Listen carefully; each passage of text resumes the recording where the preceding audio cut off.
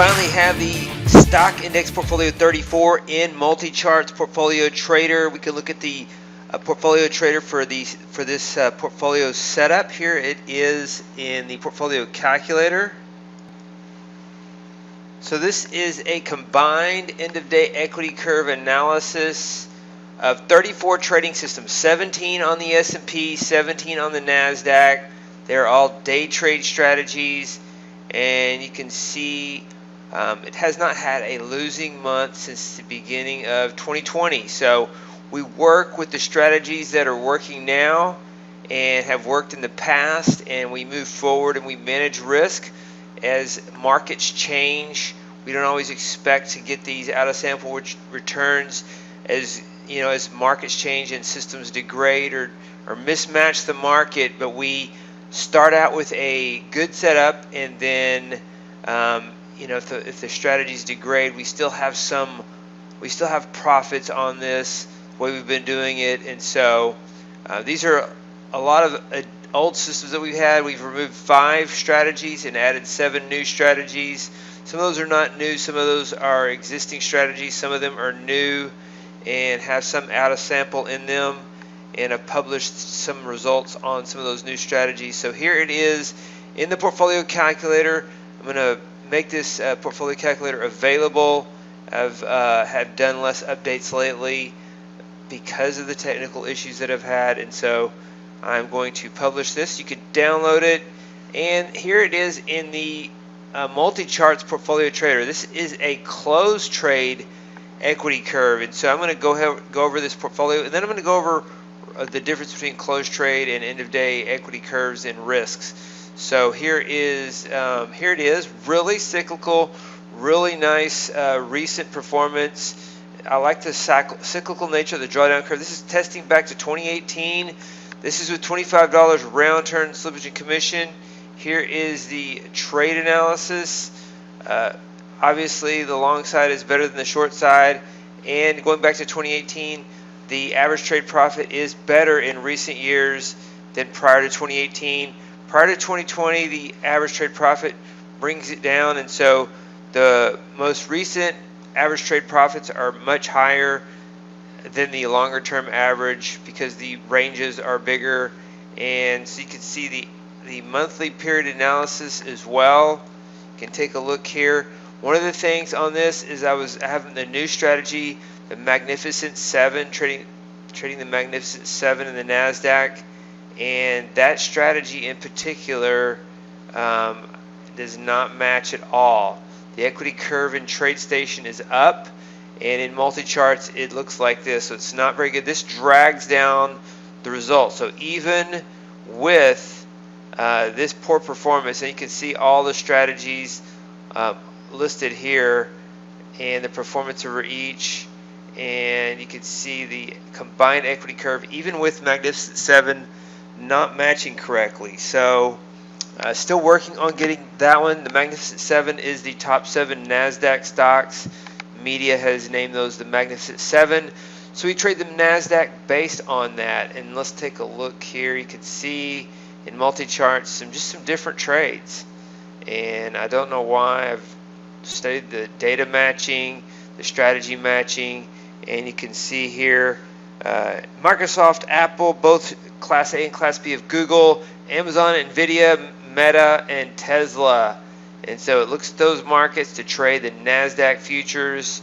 And I have another strategy idea like this for the artificial intelligence stocks, using those to trade the NASDAQ or individual equities. There is a sub-index of just AI-based stocks. And so let's look at the portfolio trader once again, and let's talk about the measuring risk. So if you take a look at the performance summary here, you see $37 max close trade to close trade drawdown. Max portfolio drawdown is $42,000, and then the portfolio calculator, it is $24,960. This is an end of day drawdown. This is on a close trade drawdown basis.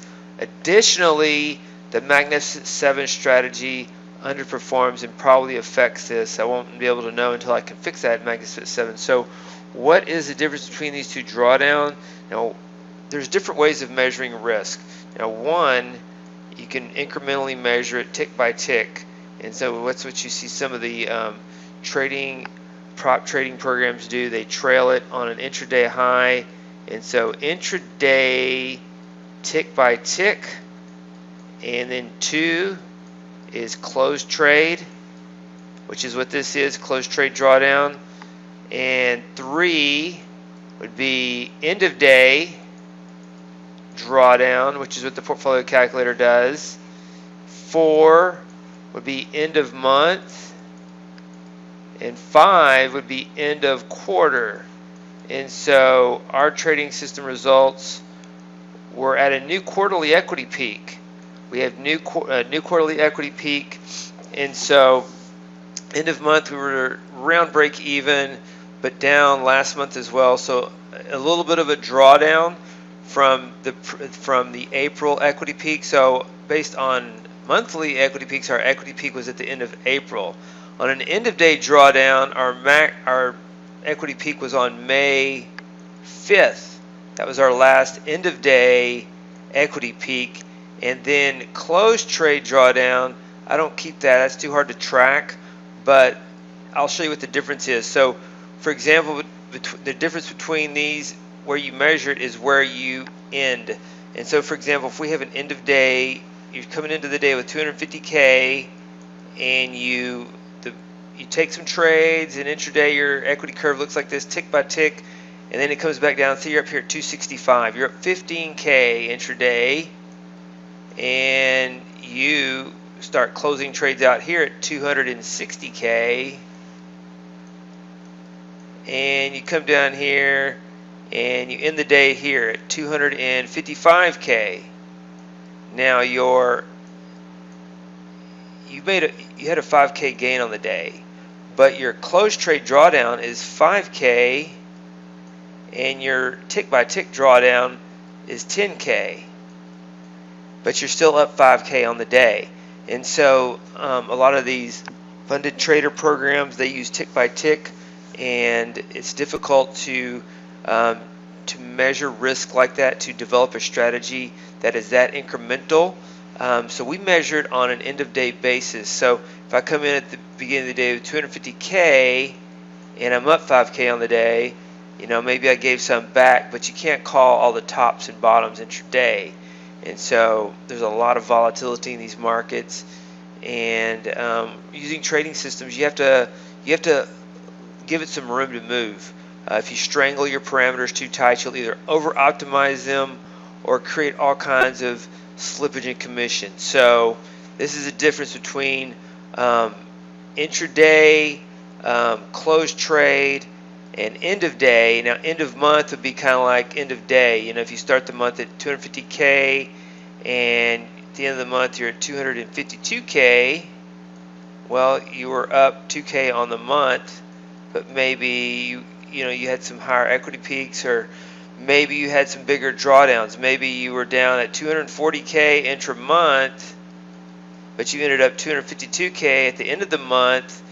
And so an asset manager would say, we're at equity peaks on an end of month basis, and this 10K drawdown is not really it's not really measured. It's based on the end of month. So asset manager would say, well, we had a 10K drawdown intra-month. They would say, no, we're up 2K on the month. We're up almost 1% on the month. So even though we may have gone through a 4% intra-month drawdown, we're at equity peaks. Even if you even if you went up 280K or 270, let's say 275K, you're up 10% on the month, and you come back down here to 252.5K. You're in a 9% intra-month drawdown, but on an end-of-month basis, you're up 1%. So you're not, an asset manager wouldn't say we're in a 9% drawdown. They would say we're up 1% on the month. And so we've reported intraday. We're very transparent, or not intraday, but end of day. So we're very transparent in that. And so that's an analysis of risk. That's a discussion on measuring risk in these portfolios, the difference between closed trade drawdown and end of day drawdown. And this is a stock index portfolio 34. We're going to start trading this on a drawdown in the new quarter. It's at equity peaks. It ended the quarter on equity peaks. And so that is what I wanted to share with you.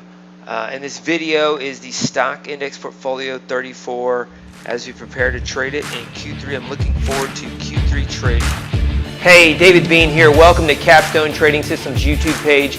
Be sure to subscribe to join our community of algorithmic traders. We are real money traders. We share our winning streaks, we share our losing streaks, as well as market updates, strategies, and coding tips.